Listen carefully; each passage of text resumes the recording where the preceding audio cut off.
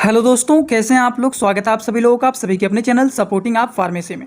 दोस्तों, आज का ये वीडियो आप सभी लोगों के लिए बहुत ही महत्वपूर्ण होने वाला है, क्योंकि आज के इस वीडियो में आप लोगों को बताने वाला हूं कि अगर मान लीजिए किसी के नसों में दर्द हो रहा है, जिसको नर्व पेन बोला जाता है, झंझनाहट हो रहा है, वहाँ पर सुन्नपन हो रहा है, तो ये क्या होता है, ये क्यों होता है, इसको ठीक करने के लिए कौन कौन सी दवाइयाँ दिया जाता है, किस तरह के पेशेंट को ये सारे लक्षण देखा जाता है कि नसों में दर्द हो रहा है, झंझनाहट हो रहा है, ये क्यों हो रहा है, किसकी वजह से हो रहा है, सारी की सारी बात आप लोगों को एक ही वीडियो में पूरा का पूरा डिटेल बताऊंगा। दोस्तों, अगर आप मेडिकल के छात्र हैं या फिर प्रैक्टिस करने वाले छात्र हैं तो कोशिश करना कि आप लोग एक बार इस वीडियो को पूरा जरूर देख लेना, जिससे सारी की सारी जानकारी आप लोगों को एकदम अच्छे से यहाँ पर हो जाए।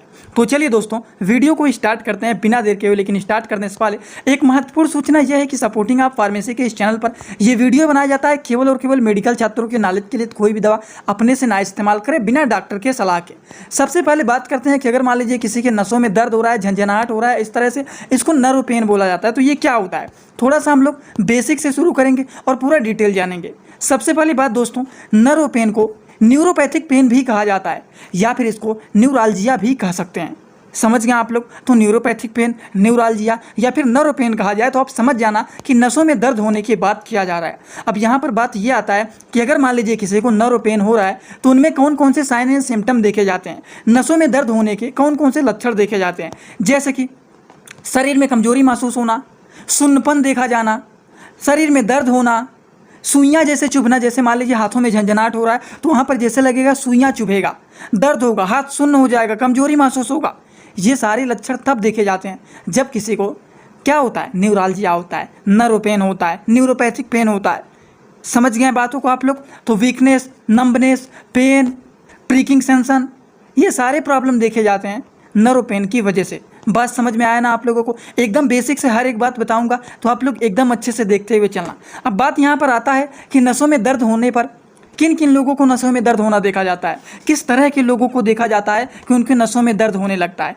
जैसे कि दोस्तों, अगर मान लीजिए कोई ऐसा व्यक्ति है जिनके शरीर में विटामिन डी की कमी हो गया है, या फिर विटामिन B12 का कमी हो गया है, या फिर डायबिटीज की पेशेंट है, मतलब शुगर के मरीज हैं, या फिर IBD का मतलब क्या होता है, इरिटेबल बाउल सिंड्रोम, मतलब जिनका पेट साफ नहीं रहता है, कॉन्स्टिपेशन का प्रॉब्लम रहता है, हमेशा पेट उनका अच्छे से नहीं साफ होता है, या फिर अगर मान लीजिए किसी को किडनी की बीमारी हो गया है, या फिर कोई व्यक्ति ऐसा है जो स्मोकिंग करता है या फिर अल्कोहल का इस्तेमाल करता है ज़्यादा, तो इस तरह के लोगों में देखा जाता है कि उनको नर्व पेन देखा जाता है, नसों में दर्द देखा जाता है, जिसकी वजह से उनके शरीर में लक्षण देखा जाता है, शरीर में कमजोरी होना, सुन्नपन देखा जाना, दर्द होना, सुइयाँ जैसे चुभना। ये सारे लक्षण तब देखे जाते हैं जब शरीर में इनकी कमी हो जाता है। किसका कमी हो जाता है, विटामिन डी, विटामिन B12, या फिर शुगर के मरीज हैं, या फिर पेट नहीं साफ हो रहा है, या फिर किडनी की बीमारी है, या फिर स्मोकिंग ज़्यादा करते हैं, या फिर अल्कोहल पीते हैं। बात समझ में आया ना आप लोगों को। अब इनमें से कोई एक कारण जरूर हो सकता है जिसकी वजह से पेशेंट के शरीर के अंदर कमजोरी होना, सुन्न होना, सुइयाँ जैसे चुभना, ये सारे लक्षण तभी देखे जाते हैं। आई होप आप सभी लोगों को ये बात एकदम अच्छे से समझ में आ गया होगा। थोड़ा सा हम और भी बेसिक यहाँ पर अगर बात करें तो नसों से संबंधित कुछ बीमारियों के बारे में। जैसे कि मान लीजिए अगर नसों से संबंधित बीमारियों की बात करें तो हाथ हो गया, या फिर पैर की नसों में झंझनाहट होना, हाथों के नसों में या फिर पैरों के नसों में झंझनाहट होना, दर्द महसूस होना, ये प्रॉब्लम देखा जा सकता है। या फिर सियाटिका, इसमें क्या होता है, कमर से पैर तक झंझनाहट होना, दर्द महसूस होना। अब सियाटिका के बारे में मैंने आप लोगों को कई बार बता चुका हूँ। जैसे कि मान लीजिए ये हमारा शरीर है, ठीक, और ये हमारा पेट है, और ये है पैर। तो इस एरिया में नीचे के साइड से लेकर के एक साइड में पैर की तरफ दर्द होना शुरू हो जाना, और यहाँ पर ज़्यादा दर्द होना, ठीक, शुरू यहाँ से होना, लोअर बैक पेन से लेकर के एक साइड में पैर की तरफ नीचे की तरफ दर्द शुरू हो जाना और दर्द बढ़ते हुए चले जाना। इस तरह के डिजीज को बोलते हैं कि इनको सियाटिका हो गया है। बात समझ में आया ना आप लोगों को। तो ये होता है नसों से संबंधित अगर बीमारियों की बात करें तो इसमें यह भी लक्षण देखा जा सकता है कि इसमें कमर से पैर तक झंझनाहट या फिर दर्द महसूस होना देखा जा सकता है। अगर हम बात करें कुछ और भी होता है, टिनिटस की बात करें तो इसमें जैसे लगता है कानों में घंटी बजने जैसा महसूस होने लगता है। एपिलेप्सी, मतलब इसमें दौरा पड़ने लगता है, ठीक, सेरेब्रल प्लेसी, बेल प्लेसी, या फिर पैर्किंसन, एल्जीमर डिजीज, या फिर डिप्रेशन, बहुत ज़्यादा तनाव हो जाना, ये सारे प्रॉब्लम देखे जा सकते हैं। अगर नसों से संबंधित बीमारियों की बात करें तो ये कुछ छोटे छोटे बीमारी होती हैं जो कि आप लोगों को पता रहना चाहिए। अब मैंने आप लोगों को नसों से संबंधित इतने सारे बीमारियों के बारे में बता दिया हूँ, लेकिन मेन मुद्दा यहाँ पर आता है जिस टॉपिक पर हम यहाँ पर बात कर रहे हैं कि अगर मान लीजिए किसी को नर्व पेन हो रहा है, झंझनाहट हो रहा है, सुइयाँ जैसे चुभ रहा है, तो उन सारी चीज़ों को कंफर्म करने के लिए आखिरकार ऐसा क्यों हो रहा है, तो इसको जानने के लिए हम कौन कौन से टेस्ट कराते हैं ये जानना बहुत ही ज़रूरी होता है। और इसके बाद तुरंत हम दोस्तों सारी मेडिसिन के बारे में बताना स्टार्ट करूंगा, तो आप लोग बोर बिल्कुल भी मत होना, क्योंकि ये बता रहे हैं वो बता रहे हैं, ये बहुत ही बेसिक बात बता रहा हूँ और इसी बेसिक बातों पे आपको आगे काम आएगा कि इसी बेस पर आपको सारी मेडिसिन के बारे में बताऊँगा। तो चलिए टेस्ट के बारे में जान लेते हैं कि अगर मान लीजिए किसी के नसों में दर्द हो रहा है, झंझनाहट हो रहा है, सुइयाँ जैसे चुभ रहा है, तो नसों में दर्द का कारण जानने के लिए कौन कौन से टेस्ट कराए जाते हैं।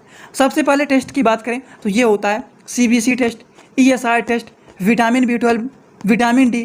ये क्यों कराया जाता है? विटामिन B12 कराया जाता है, देखा जाता है कि कमी तो नहीं ना है इसका, विटामिन D का कमी तो नहीं ना है। HbA1c टेस्ट कराया जाता है कब?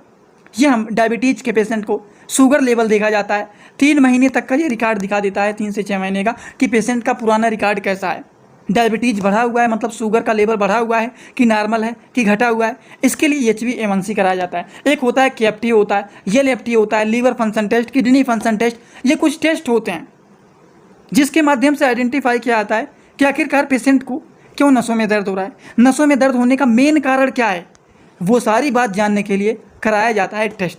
दोस्तों इसी तरह से मैं आप सभी लोगों के लिए एक बुक बनाया हूं जिस बुक का नाम है A to Z medicine book. ये जो दोस्तों बुक है ये टोटल 600 पेज का है, जिसमें आप लोगों को टोटल 46 चैप्टर मिल जाएंगे और साथ ही साथ आप लोगों को फ्री में पूरे बुक का 46 वीडियो लेक्चर भी मिल जाएगा हर एक चैप्टर का, जिसकी आप लोगों को मिल जाएगा मात्र 499 रुपये। ये बुक आप लोगों को PDF के फॉर्मेट में व्हाट्सअप पर मिलेगा, जो कि आप कैसे लेंगे इसी वीडियो के कमेंट बॉक्स में जाएंगे, वहाँ पर एक लिंक मिल जाएगा। जब आप उस लिंक पर क्लिक करेंगे तो डायरेक्ट आप व्हाट्सअप पर पहुंचेंगे, उसी नंबर पर आपको पेमेंट करना है, वहीं पर आपको बुक और पूरे बुक का वीडियो लेक्चर भी मिल जाएगा। जो लोग लेना चाहते हैं ले सकते हैं, जो लोग प्रैक्टिस करने वाले छात्र हैं जरूर इस बुक को परचेज करें, जिसमें हजारों प्रकार की दवाइयों का नॉलेज आपको मिल जाए। इनमें से कोई भी टेस्ट कराया जा सकता है जिसकी वजह से आइडेंटिफाई किया जा सकता है कि आखिरकार पेशेंट के अंदर क्यों ये लक्षण देखा जा रहा है। अगर डायबिटीज का पेशेंट है तो उसको ये टेस्ट कराया जाएगा, विटामिन D का कमी है तो ये कराया जाता है, विटामिन B12 हो गया, complete blood count CBC test भी कराया जा सकता है, ठीक, KFT, लीवर फंक्शन टेस्ट।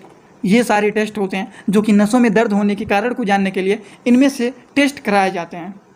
तो इतना सारा का सारा हम लोगों ने दोस्तों बेसिक बातें कंप्लीट कर लिया है। जितने सारे लोग अगर बोर हो गए होंगे वो वीडियो को छोड़ करके चले गए होंगे, लेकिन अब आप लोगों को बताने जा रहा हूँ इलाज। जो इतना देखे हैं वो इलाज पूरा अच्छे से देख करके जाना, क्योंकि मेन बात तो यही होता है कि इसका इलाज क्या होता है, इसको ठीक करने के लिए कौन कौन सी दवाइयाँ दिया जाता है। तो चलिए इलाज के बारे में हम लोग जान लेते हैं। दोस्तों नसों में दर्द होने पर कौन सी दवाइयों का इस्तेमाल किया जाता है।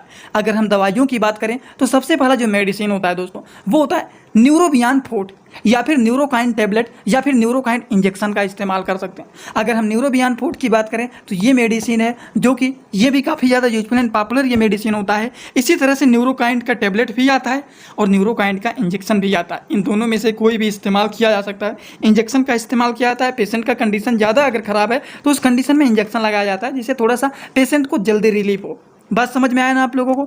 इसी तरह से अगर मान लीजिए शरीर में विटामिन D की कमी हो गया है तब क्या करेंगे, तब उस केसेस में विटामिन D का टैबलेट या फिर सैकेट दिया जाता है। अगर हम बात करें विटामिन D में तो ये सिप्ला कंपनी का जो मेडिसिन है ये है सिपकाल ग्रेन्यूल्स।